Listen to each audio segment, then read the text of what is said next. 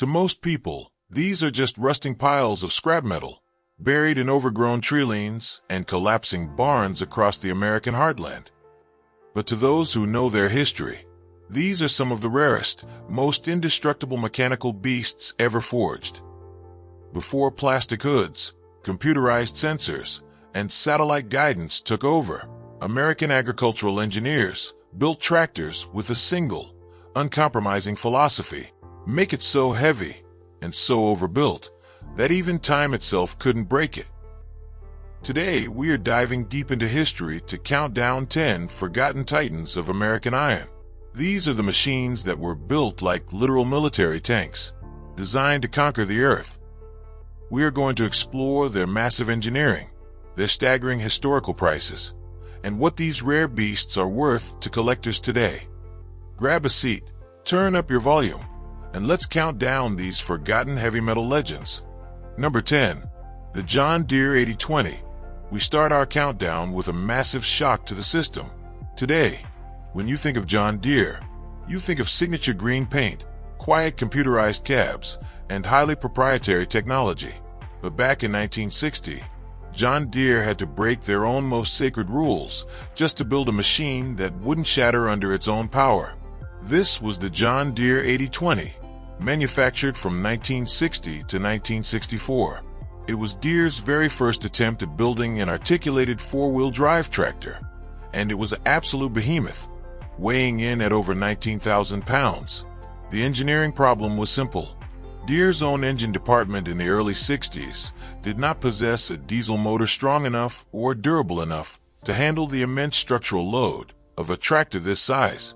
If they used their own existing engines, the blocks would literally crack under the strain. So, John Deere swallowed their corporate pride and sourced a screaming, high RPM, two-stroke Detroit Diesel engine.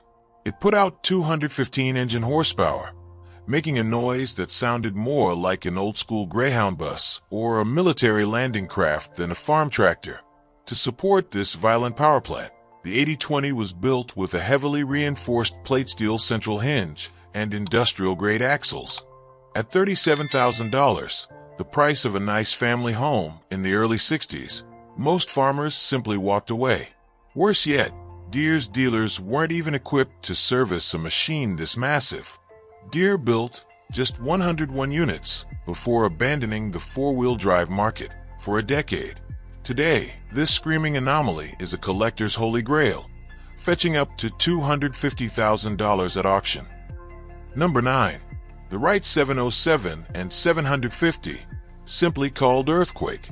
For our next entry, we travel to the rugged, wide-open plains of Great Falls, Montana, where a pair of brothers decided that commercial tractors were simply too fragile for the brutal clay soils of the West. This is the Rite 707 and its legendary sister model, the 750, affectionately nicknamed the Earthquake. First custom-built in 1973, these tractors were not rolled off a high-speed corporate assembly line. They were hand-fabricated by Dave and John Curtis, who ran a machinery dealership, and grew incredibly frustrated watching mainstream tractors suffer catastrophic axle and frame failures. They decided to build a tractor that used zero light-duty agricultural parts. Instead, the Rite was constructed using massive, ultra-thick industrial steel plate for the frame, paired with heavy-duty Clark or Rockwell planetary axles, designed for heavy mining equipment and earth movers. Under the hood of the Earthquake sat a colossal Detroit Diesel V12 pushing from 700 to over 850 horsepower, engineered to run 24 hours a day under maximum load. In the mid-1970s, these custom rigs cost between $100,000 and $150,000. But with no national dealer network, only 38 were ever built. Today, these hand-built Montana supercars easily command $200,000 to over $300,000 as rolling monuments to barn-built American horsepower. Number 8. The International Harvester 4300. In the early 1960s, International Harvester wanted to build a tractor that would completely redefine what a four-wheel drive machine could do. But instead of designing it themselves, they went to a company famous for building heavy-duty military and industrial earth movers. the Frank G. Hoff Company.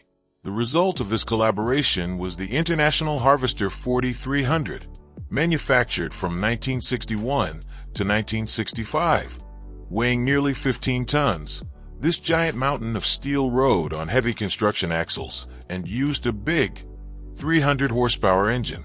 It even had an advanced steering system with 3 modes, including crab steer, which let this massive tractor slide sideways across steep hillsides.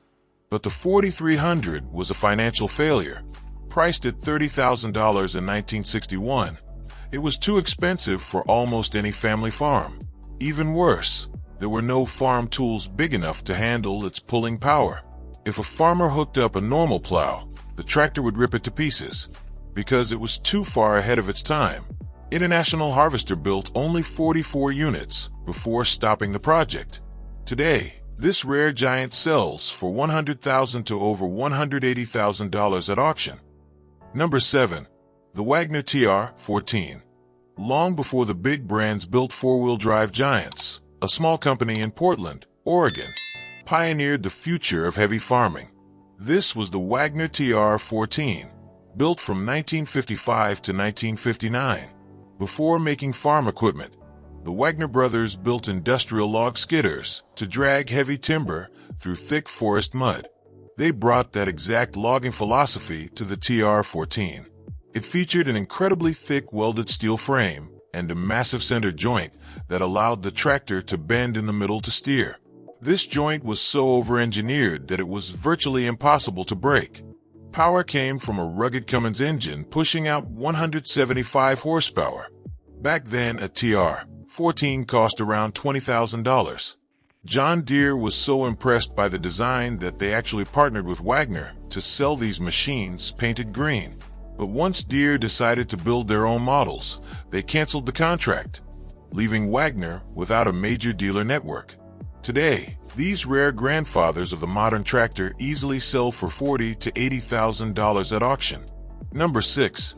The Case 1200 Traction King. During the 1960s, most tractor manufacturers realized that four-wheel drive was the future for large-scale farms, but they were all struggling to figure out how to make a large machine turn efficiently. While somewhat with articulation, the J.I. Case company decided to go in a completely different, ultra-heavy direction. Enter the Case 1200 Traction King, built from 1964 to 1969. The Traction King did not bend in the middle. It was a massive, rigid frame machine that looked less like a farm tool and more like an armored military vehicle. To turn this 16,000-pound beast, Case used a complex four-wheel steering system. It featured heavy-duty Clark planetary axles that allowed all four wheels to turn together or independently. Powered by a turbocharged diesel engine pushing out 120 horsepower, it used solid cast iron wheel centers to add weight and grab the dirt. It was so overbuilt that military bases and highway departments bought them to pull heavy construction road scrapers that would snap a normal tractor clean in half. In 1964, the Case 1200 sold for around $15,000. But farmers soon realized that bending tractors were simpler to build, turn sharper, and required less maintenance than the complex steering setup of the 1200. Case eventually dropped the rigid design. Because they were mass-produced, you can buy a Traction King today for $15,000 to $30,000, making it the cheapest way to own a giant piece of American iron. Number 5. The Oliver 2255. Next up is a tractor that did not just look like a tank. It had the soul of a heavy-duty semi-truck. This is the Oliver 2255, built from 1972 to 1976. In the 1970s, most companies bolted the engine directly to the transmission, using the motor itself as the frame. Oliver thought this was a shortcut. Instead, they built the 2255 around a heavy cast iron tub frame. This massive iron cradle acted as a solid backbone, absorbing all the twisting force from the field and keeping the engine free from stress and vibration. What truly made this machine a legend was the engine inside that tub. Oliver dropped in a roaring, heavy-duty Caterpillar V8 diesel, pushing out 146 horsepower. It had a deep sound that perfectly matched a semi-truck pulling a heavy load. In the mid-1970s, an Oliver 2255 cost around $18,000 to $22,000. However, the brand was slowly phased out when its parent company changed to a single name. Farmers also began choosing newer tractors with quieter cabs, leaving the open-air V8 behind. Today, collectors love that roaring V8 sound, and clean models sell for $25,000 to over $50,000 at auction. Number 4. The Minneapolis Moline G1355. During corporate mergers in the early 1970s, engineers from Minneapolis, Moline, and Oliver were brought together to build a tractor using their best parts. The result was a high-torque powerhouse called the Minneapolis Moline G1355, built from 1972 to 1974. The G1355 combined Oliver's strong 18-speed transmission with Minneapolis Moline's legendary 585 cubic inch diesel engine. This massive 9.6-liter motor was originally designed to run day and night as a city water pump. Because it ran at very low speeds, the engine was barely working hard, making it virtually indestructible. Old-timers used to joke that it was so overbuilt, you could pour crude oil straight into the fuel tank, and it would still plow a field without any trouble. In 1972, this tractor sold for around $16,000. However, the parent company was actively phasing out both brands. Many G1355 models were painted red or white and sold under different names, causing the original legacy to fade away. Today, the G1355 is a respected collector's item valued between $15,000 and $30,000, standing as a monument to a unique moment in American engineering. Number 3. The Big Bud production models. While most people know Big Bud for building the world's largest tractor, the company also made standard production models in the 1970s and 80s, like the 52550. These machines were built like absolute fortresses. In Havre, Montana, Big Bud rejected cheap agricultural parts.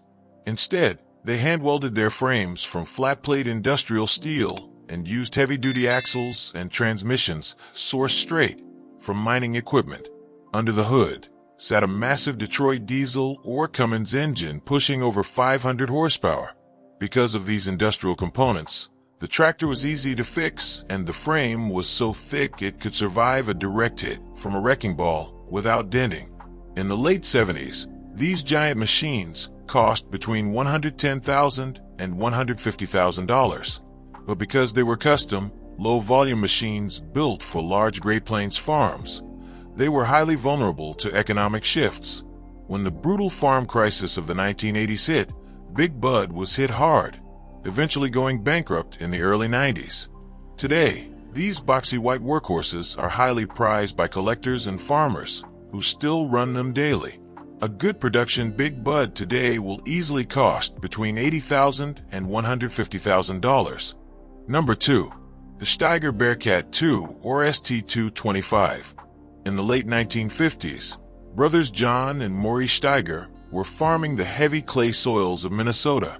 Frustrated because normal tractors kept breaking, they decided to weld their own massive four-wheel drive machine inside their dairy barn using scrap steel and a logging truck engine. By the mid-1970s, this rugged design became a commercial success, leading to the legendary Steiger Bearcat 2, built from 1974 to 1976. The Bearcat 2 was built with a level of simplicity that made it virtually indestructible. Its frame was constructed from thick industrial steel plate, with some parts measuring a full inch thick. It featured heavy-duty axles, a manual transmission taken straight from a semi-truck, and a bulletproof Caterpillar V8 engine pushing 225 horsepower. There were no complex electronics, just pure, raw welded steel. In 1974, the Bearcat 2 sold for around $35,000 to $45,000. During the 1980s farm crisis, Case IH bought the company, and these classic, lime green machines were eventually replaced by computerized modern models. Today, you can buy one of these legendary tractors for $25,000 to $45,000, and many of them are still hard at work in the fields. Number 1. The Allis Chalmers D21. At number 1 is the ultimate muscle machine of the farming world, the legendary Allis Chalmers D21, built from 1963 to 1969. This was the company's first tractor to break the 100 horsepower barrier, and engineers overbuilt every single part out of paranoia. Instead of acting as part of the frame, the engine sat nestled inside a massive plate steel cradle, and the rear axles were so thick they looked like they belonged on a train. The D21 was a raw, open-air machine with no cab. You sat high up on a steel platform, directly behind a screaming, turbocharged engine putting out 135 horsepower. To grip the dirt, it used massive rear tires that looked like they belonged on a monster truck. In 1963, a new D21 sold for a modest $10,000. But by the late 60s, farmers demanded quiet, air-conditioned cabs, and this open-air giant was left behind. Today, the D21 is the ultimate prize for collectors, with restored models easily selling for $30,000 to over $65,000. It stands as the peak of raw, heavy-duty American engineering. These forgotten titans are living proof of a golden era in American manufacturing. It was a time when engineers designed for survival, using thick steel, heavy cast iron, and raw mechanical power. Today's computerized megafarms might view them as obsolete relics, but to anyone who respects raw, unfiltered American grit, they will always be the ultimate kings of the field. If you love uncovering these lost chapters of heavy-duty history, make sure to subscribe to America Glow so you never miss our next trip down memory lane. If you grew up listening to the roar of a two-stroke Detroit, or watched a Caterpillar V8 pull a heavy disc through the dust, leave a comment below and let us know which of these 10 tanks you would want parked in your barn. Thank you for watching, and we'll catch you on the next ride.